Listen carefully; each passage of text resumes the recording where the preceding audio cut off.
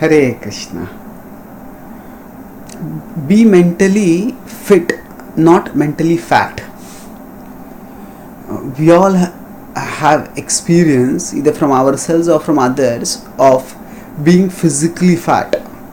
And when we are overweight, we ourselves feel a burden, carrying all the extra flesh around, or to speak. So not only does it feel a burden for us, but it also is seen by others as not being particularly attractive. And apart from the lack of attractiveness and the sensation of burden, it also, the excess fat that is there in the body often hurts us, often harms us, or spoils our health. So naturally, when at such times we do exercises and we regulate our diet, by which we can cut off the extra fat, and then we change from fat to fit. So while this is easily understood for physical fat, but the same applies to mental fat. Now what do we mean by mental fat? So just as fat is basically normal, it seems to be like flesh, like the rest of the flesh in the body, but it is unnecessary extra flesh that is deposited.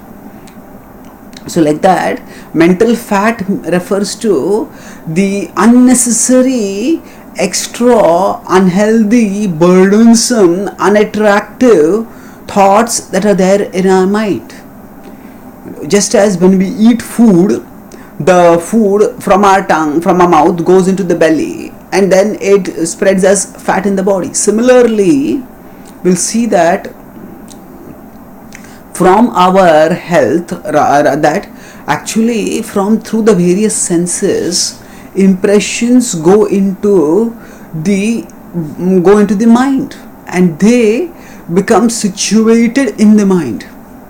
And based on the kind of situations that we have, if based on the kind of impressions that we have, we find that sometimes our responses become sluggish. Just like if there is too many thoughts going on in our mind, if there is too much weight in our body, too much flesh is there, then we can't move about quickly. Similarly, when there are too many thoughts in our body, we are doing something, and suddenly we get lost, and then people ask, "Hey, you are wool gathering, what are you doing?" So, "Oh sorry, I got lost." So at that time, we can check and find out so what happens is, all this extra baggage of thoughts, it becomes like a burden in our head, which distracts us. Or sometimes when there is too much extra fat in our head, in our mind, at that time, we just as a person who is obese may not look particularly attractive. Similarly, a person who has too much in on their minds, we say that he's got too much in their minds, and one small thing goes wrong and those people explode. Why? Because that was not the provocation, that was like the trigger. So that means that the explosion was caused by it, but it was triggered by it. So there was already a lot of baggage over there, and that baggage was carried over, and this particular event became a trigger for the explosion. So it's now when persons become disproportionately angry over trifles, that's not exactly attractive.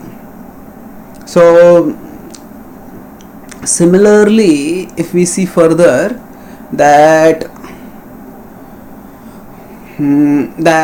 we are going to be able to recognize that we are at our core souls who are spiritual beings, and we can find happiness in our spiritual essence. This is what the Bhagavad Gita teaches us. And when we recognize this spiritual essence of our beings, then we don't let ourselves be burdened or distracted by mental fat. So there are going to be a lot of thoughts in our mind, but we become purposeful. Vyavasayatmika buddhi ekeha kurunandana bahushakha yanantasya buddhayo vyavasayinam. Bhagavad Gita 2.41 says that be fixed in one thing. That ekeha kurunandana, be determinedly fixed in one thing, and those who are distracted by many things, they are not able to achieve anything. They cannot succeed on the transcendental path, and we can say even on the material path one cannot succeed if one's consciousness is dissipated in too many directions. Therefore, we need to focus on this essential principle that we are at our core spiritual beings. And the Bhagavad Gita, by giving us not only the wisdom that enables us to understand our spiritual identity, but also giving us the process of yoga by which we can realize our spiritual identity. It enables us to cut off the mental fat. That means that when all these thoughts start burdening us, we are able to put aside, this is not important, this is not important, this is not important, just let me put it aside. And as we keep putting it aside, gradually it gets shed out of our mind. And then we will find that as we keep practicing spirituality, as we practice meditation, as we study Bhagavad Gita, we will over time become mentally fit. Now, so rather than being sluggish or overreactive, we will become sharp and active and proactive, doing things competently and being able to achieve more and more in our lives. And that way we can move forwards in a state not of being mentally fat but of being mentally fit. Thank you.